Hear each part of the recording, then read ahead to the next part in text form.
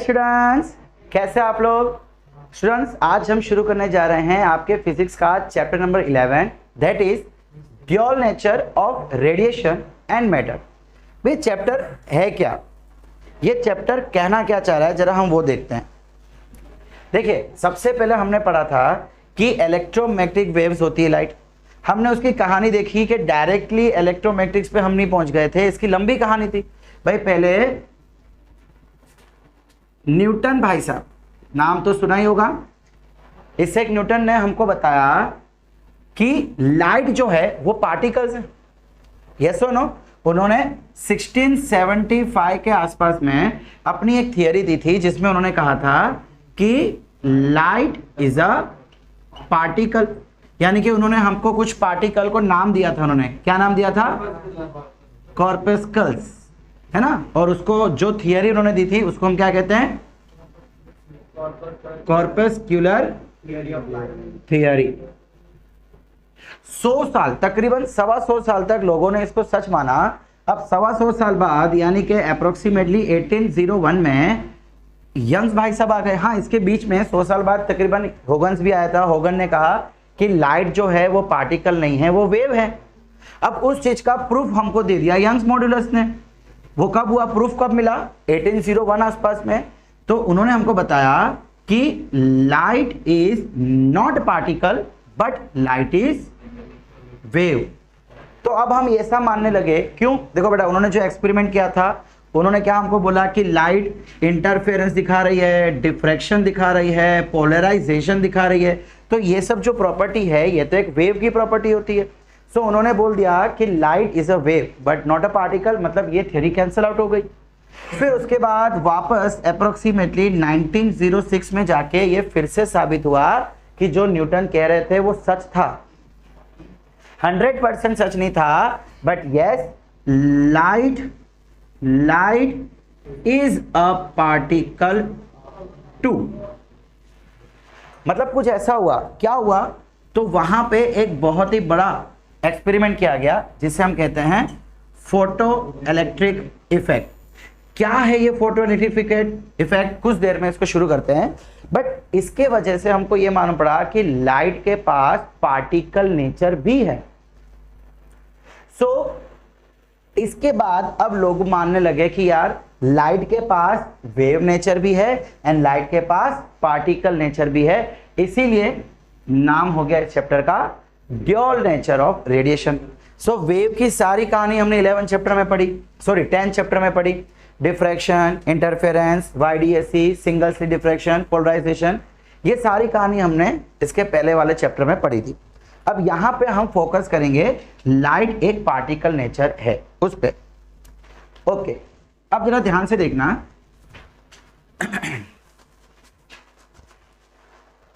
अब कुछ साइंटिस्ट ने सोचा कि यार अगर लाइट वेव होने के साथ साथ पार्टिकल भी हो सकती है, इसका मतलब अगर कोई सच में पार्टिकल है, अगर सच में कोई मैटर है, बेटा मैटर का मतलब ये मार्कर, ये बोर्ड, ये कैमरा जहां पे आप इस समय मुझे देख रहे हैं, ये जिस पे आप बैठे हुए हैं, ये सारी चीजें मैटर है। सो उन्होंने सोचा कि अगर ये मैटर पार्टिकल है तो इसका मतलब ये शायद वेव भी हो सकती है। बेटा पार्टिकल का मतलब हर मैटर के अंदर इलेक्ट्रॉन्स है, और इलेक्ट्रॉन क्या है बेटा? इलेक्ट्रॉन तो पार्टिकल है ना। कैसे मालूम कि इलेक्ट्रॉन पार्टिकल है? Because electron photo electric effect दिखाता है।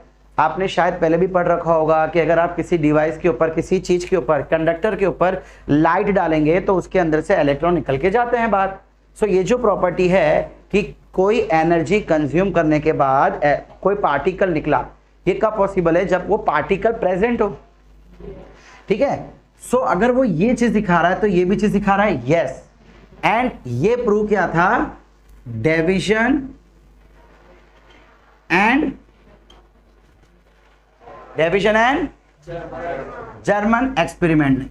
क्या जर्मनी में हुआ था? बेटा ये दो साइंटिस्ट है जिन्होंने एक एक्सपेरिमेंट करके प्रूफ कर दिया था कि मैटर के पास वेव नेचर भी है। मैटर मतलब क्या? इलेक्ट्रॉन्स। बिकॉज जितनी भी चीजें हैं सारी की सारी इलेक्ट्रॉन प्रोटॉन से बनी हुई है। अगर वो पार्टिकल है तो वो वेव भी है। तो इस चीज के बारे में हम हमारे चैप्टर के एंड में देखेंगे। आज हम फिलहाल फोकस करेंगे लाइट के पार्टिकल नेचर पे through photoelectric effect. Clear? So ये था शॉर्ट डिस्क्रिप्शन या शॉर्ट इंट्रोडक्शन ऑफ चैप्टर। चलिए अब देखते हैं कि फोटो इलेक्ट्रिक इफेक्ट क्या होती है।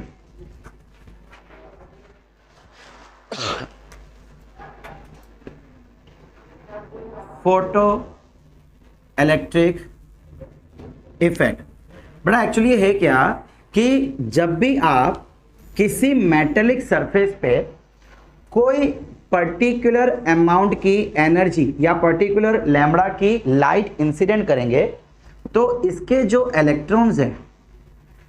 इलेक्ट्रॉन्स है वो यहां से निकल के भागने की कोशिश करेंगे और भागते भी है।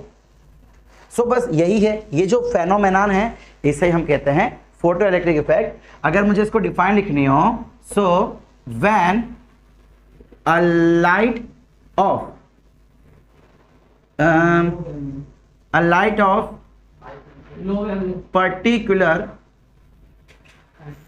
particular or low wavelength is incident on metallic surface then the free electrons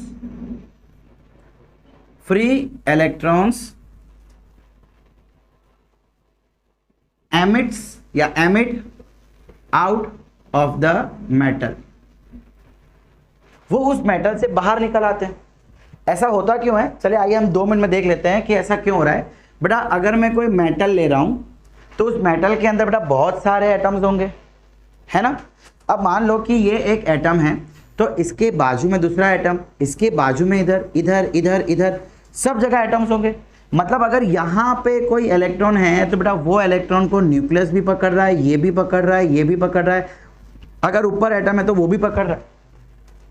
मतलब एक्चुअली इलेक्ट्रॉन सारे के सारे फ्री नहीं है। But what about the atoms which are on the surface? मान लो कि ये मार्कर है, ये मार्कर के अंदर बहुत सारे इलेक्ट्रॉन्स है और सारे के सारे इलेक्ट्रॉन्स एकदम पकड़े हुए हैं। बिकॉज एक इलेक्ट्रॉन सिर्फ अपने ही न्यूक्लियस के थ्रू अट्रैक्टेड नहीं है, वो अपने आस पड़ोस सभी न्यूक्लियस के कारण बंधा हुआ है।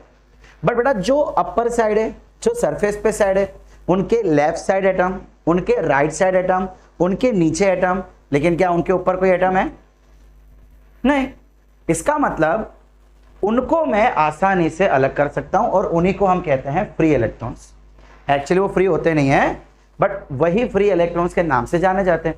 सो जैसे ही आपने कोई लाइट यहां पे इंसिडेंट की, अब बेटा इस लाइट की कोई ना कोई वेवलेंथ होगी। ऐसा कहा जाता है लो वेवलेंथ या तो फिर हाई फ्रीक्वेंसी।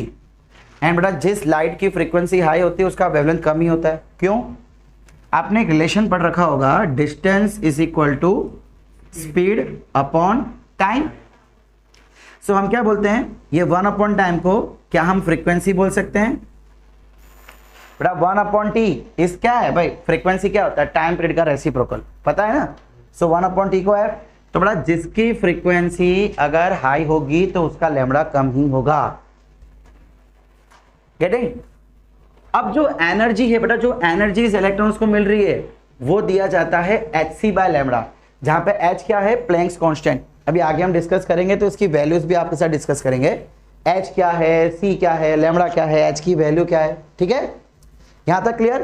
तो यही है फोटो इलेक्ट्रिक इफेक्ट। ठीक है। अब बेटा देखो फोटो इलेक्ट्रिक इफेक्ट वहीं पे देखने को मिलती है जहां पे पार्टिकल होता है। सो अभी है ना, हम ऐसा मान के चलते हैं कि जो लाइट है वो पार्टिकल से ही बनी हुई है। ठीक है, अभी हम ऐसा मान के चल रहे हैं बिकॉज जो एक्सपेरिमेंट हम आगे देखेंगे, देखो एक्चुअली बेटा अभी हम क्या कर रहे हैं, अभी पहले हम थोड़ा डिस्कस करेंगे इस लाइट के बारे में। एक्चुअली जो लाइट आ रही है ना, मान लो कि ये पार्टिकल है, इसके अंदर बहुत सारे पार्टिकल्स हैं। एंड बेटा ये जो पार्टिकल्स है जिसको न्यूटन ने कॉर्पस्कल्स का नाम दिया था, उन्हीं पार्टिकल्स को अब नाम दे दिया गया है फोटॉन्स का। क्या कहा जाता है? फोटॉन्स। तो पहले हम बेटा डिस्कस करेंगे फोटॉन्स यानी जो लाइट, जो एनर्जी आ रही है उसके बारे में, फिर हम कुछ डिस्कशन करेंगे इस इलेक्ट्रॉन्स के बारे में, और फिर बाद में हम हमारे अगले लेक्चर में इन दोनों को कंबाइन करेंगे। ठीक है, चलिए।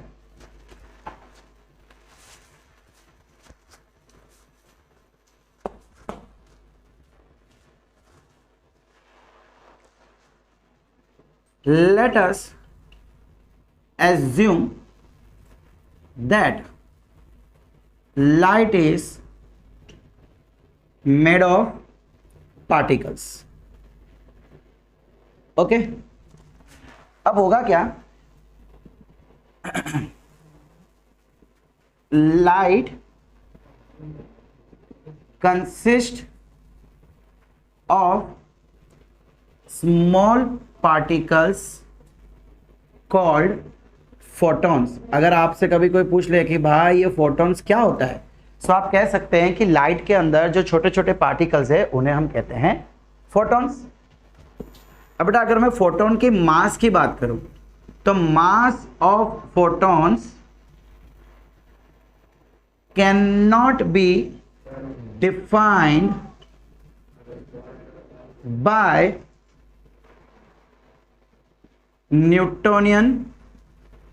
Newtonian mechanics. क्या होता है मैं समझा रहा हूं बेटा। फोटॉन्स इतने छोटे हैं ना कि उसका मास हम कैलकुलेट नहीं कर सकते। न्यूटोनियन मैकेनिक्स का मतलब है कि बेटा मास कैलकुलेट करने के जितने भी तरीके हैं वो सारे के सारे न्यूटन के तीनों लॉ पे डिपेंड करते हैं। पढ़ा है ना Newton first law, second law, third law. So वो सारी जो प्रोसीजर है उसको हम कहते हैं न्यूटोनियन मैकेनिक्स। एंड उनके किसी भी प्रोसीजर की मदद से हम फोटॉन्स के मास कैलकुलेट नहीं कर पाते। हाँ, एक चीज हम दे सकते हैं, the mass of photon at rest is 0। अगर फोटॉन्स रेस्ट पे है, फोटॉन्स रेस्ट पे मतलब क्या है कि जब लाइट नहीं आ रही, जब आप अपने कोई लाइट बंद करके बैठो, कोई लाइट नहीं आ रही, कोई फोटॉन्स नहीं चल रहे हैं, तो उस समय उनका मास 0 है। ये चीज गारंटेड से कही जा सकती है, बट एक्चुअली उसका क्या मास है ये नॉर्मल तरीके से कैलकुलेट नहीं किया जा सकता। But yes, it is possible to calculate its mass. बस वो क्या बेटा, लेकिन बहुत हायर ऑर्डर फिजिक्स है जो आपके सिलेबस में इस बार नहीं है, काफी कॉम्प्लेक्स भी है। अगर आप नेक्स्ट ईयर बीएससी एमएससी करते हैं तो आपको वो चीज पढ़ने में आएगी कि कैसे फोटॉन्स का मास निकाला जाता है।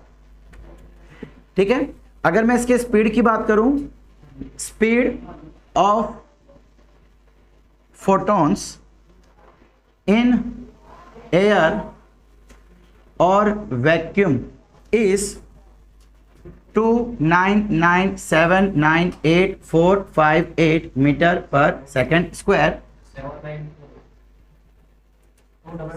ओके 792, यानी कि अप्रोक्सीमेटली बेटा हम इसको कह सकते हैं 3 × 10⁸ मीटर पर सेकेंड स्क्वायर। हाँ, वेलोसिटी है, सॉरी, मीटर पर सेकेंड। तो बेटा आई थिंक ये वैल्यू तो लाइट की भी है ना। Speed of light in vacuum पढ़ते आ रहे ना हम लोग।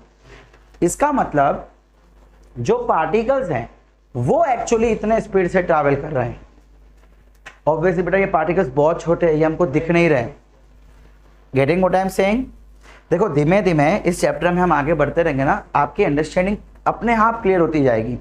आपने लास्ट इंटरफेरेंस पढ़ा था, पता नहीं था, बट धीमे धीमे हम आगे बढ़ते गए तो आपको वेव के बारे में पता लगते गया। ठीक है, ओके, व्हाट्स नेक्स्ट? अगर मैं इसके चार्ज की बात करूं तो बेटा इसका कोई चार्ज नहीं होता, यानी आप कह सकते हैं photon is electrically neutral. Electrically neutral, clear? अच्छा, अब अगर मैं इसकी एनर्जी की बात करूं, देखो पार्टिकल है तो पार्टिकल के पास एनर्जी भी है। अब जरा ध्यान से सुना, देखो बेटा ये तो बहुत नॉर्मल इंफॉर्मेशन थी, मेन जानकारी अब शुरू हो रही है।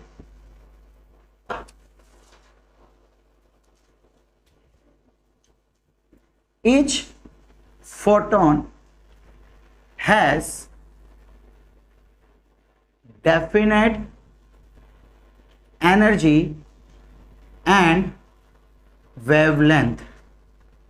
अब इसका क्या मतलब है बेटा सपोज करो कि आप कोई एक पर्टिकुलर लाइट लो, रेड कलर की, येलो कलर की, कोई भी एक कलर की लाइट ले लो, उसके जितने भी फोटॉन्स होंगे सारे के सारे फोटॉन्स के पास एक ही एनर्जी होगी, एक ही वेवलेंथ होगी।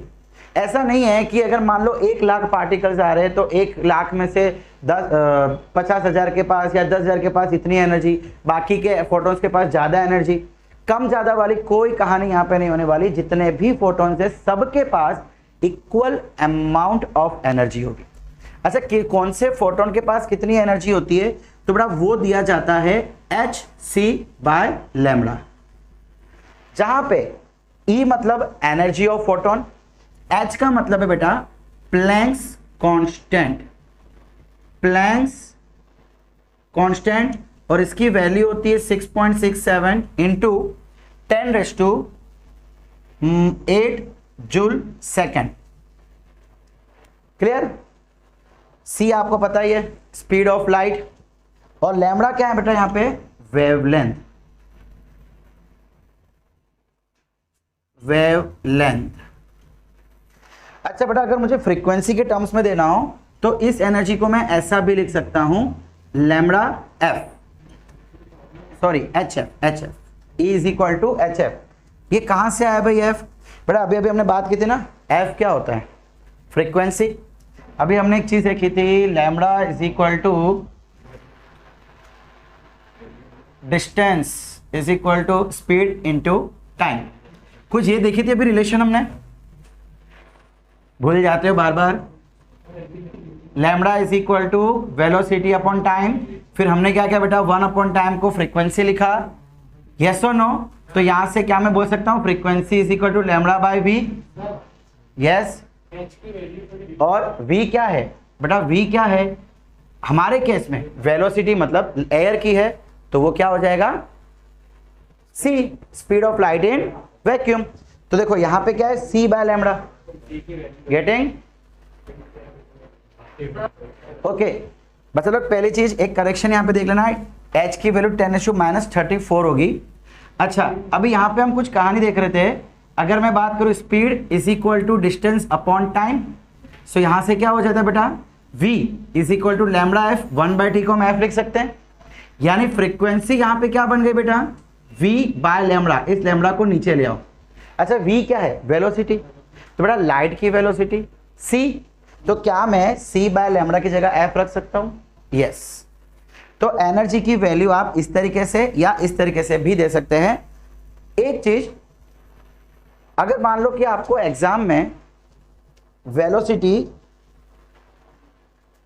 सॉरी लैम्बडा अगर mm में दिया जाता है, अगर एग्जाम में लैम्बडा आपको mm में दिया जाता है तो उसको सॉल्व करने के लिए बहुत ही इसी तरीका है। आपको क्या करना है, E की वैल्यू आपको डिफाइंड है 1240 अपॉन लैम्बडा, इसका जो आंसर आएगा बेटा वो डायरेक्टली आ जाएगा इलेक्ट्रॉन वोल्ट में।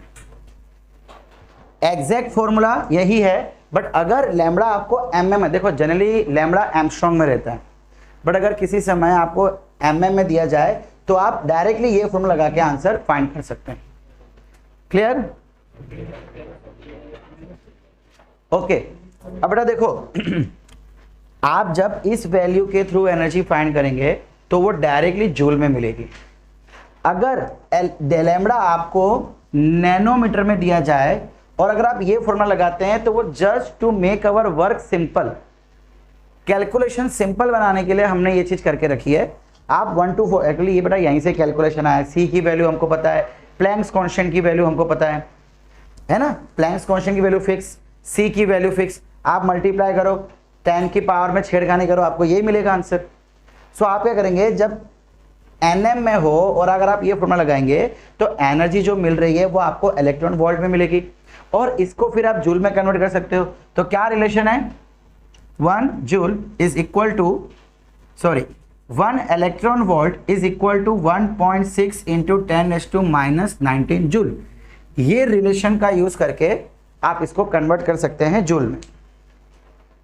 क्लियर? पक्का? ओके अब देखिए, अब कुछ और कहानी। बेटा अभी है ना हम लोग सिर्फ फोटोन के बारे में कुछ जानकारी पढ़ रहे हैं, दैट्स इट। अच्छा, लास्ट के 2 पॉइंट है, बहुत ही इंपॉर्टेंट पॉइंट है, ध्यान से सुनना। फोटॉन्स ऑफ या photons of monochromatic light, monochromatic light has definite energy and momentum।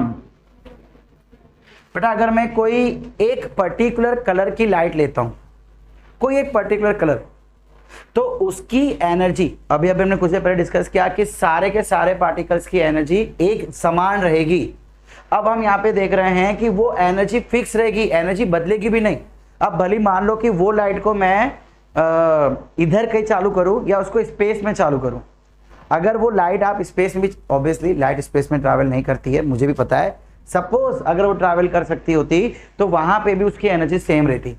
इसका पहला वाला पॉइंट कह रहा है कि 1000 फोटॉन्स हो कि 1,00,000 फोटॉन्स हो, सबकी एनर्जी सेम। ये पॉइंट कह रहा है कि एक पर्टिकुलर लाइट की एनर्जी फिक्स रहती है, कभी चेंज नहीं होती, चाहे उसको कहीं भी ले जाओ। एंड सेकेंड थिंग, उसका मोमेंटम भी सेम रहेगा। मोमेंटम आपको पता ही है, m/v। क्लियर? अब बट अगर मान लो कि मैं किसी की इंटेंसिटी इंक्रीज कर दूं, किसी लाइट की इंटेंसिटी इंक्रीज कर लो, सपोज करो कि मेरे पास यहां पे 2 बल्ब है,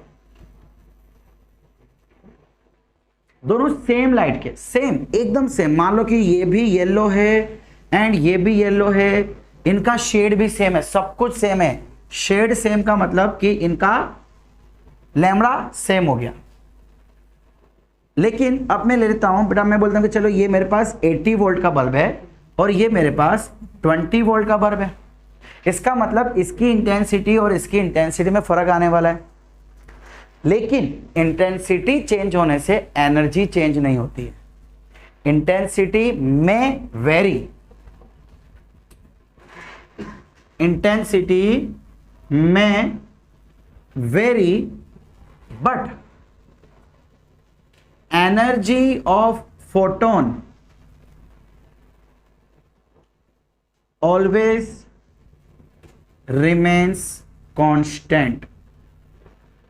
ऑब्वियसली यहां पे लाइट सेम है तो एक ही बात जा रही है। देखो होगा क्या बेटा, जरा ध्यान से सुनना। अब आप सोचेंगे सर कि अगर इंटेंसिटी बढ़ रही है और एनर्जी सेम है तो इंटेंसिटी कैसे बढ़ेगी, कुछ तो होना चाहिए। होगा क्या बेटा कि इसके पास से बहुत सारे फोटॉन्स निकलेंगे और इसके पास से कुछ कम फोटोन निकलेंगे, दैट्स इट। मतलब नंबर ऑफ फोटोन जो एक सेकंड में निकल रहे हैं इसके अंदर से वो बहुत ज्यादा है इसके कंपैरिजन। इंटेंसिटी क्या होता है बेटा, number of charge particles passing through unit area. अब आप एक काम करो ना, इसके पास एक 1 सेंटीमीटर या 1 मीटर स्क्वायर का एक एरिया रख दो, तो एक सेकंड में इसके पास जितने इलेक्ट्रॉन्स फोटॉन्स निकलेंगे उसके कंपैरिजन में इसके पास कम निकलेंगे। फोटॉन्स निकल रहे हैं एक सेकंड में, सपोज करो कि इसके पास 50 फोटोन निकले तो इसके पास कुछ 20 फोटोन निकलेंगे। कंपैरिजन की बात कर रहा हूं, ऐसा नहीं कि 20 है तो 20 होंगे, जस्ट कंपैरिजन की बात है कि इसके पास से फोटॉन्स कम निकल रहे, बट एनर्जी तो दोनों की सेम है भाई, एनर्जी दोनों की सेम है बिकॉज दोनों का लैम्बडा सेम है। अरे एनर्जी की फॉर्मूला होती है hc/λ, यानी h कांस्टेंट है, c कांस्टेंट है, तो energy is inversely proportional to lambda. बेटा अगर लैम्बडा कांस्टेंट है तो सीधी सी बात है एनर्जी भी हमेशा कांस्टेंट रहेगी। ये जो लास्ट के 3 पॉइंट है बहुत जरूरी है। हमने एक पढ़ा कि जितने भी फोटॉन्स होते हैं सबकी एनर्जी फिक्स, कोई भी एक मोनोक्रोमेटिक लाइट है उसकी एनर्जी हमेशा फिक्स रहेगी। अलग अलग लाइट की एनर्जी अलग अलग, क्यों? बिकॉज अलग अलग लाइट का लैम्बडा अलग अलग होता है, वेवलेंथ अलग अलग है। एंड लास्ट पॉइंट ये कह रहा है कि इंटेंसिटी चेंज हो सकती है बट फोटॉन्स की एनर्जी चेंज नहीं होगी। सो लास्ट के तीनों पॉइंट एनर्जी पे डिपेंड कर रहे हैं। क्लियर?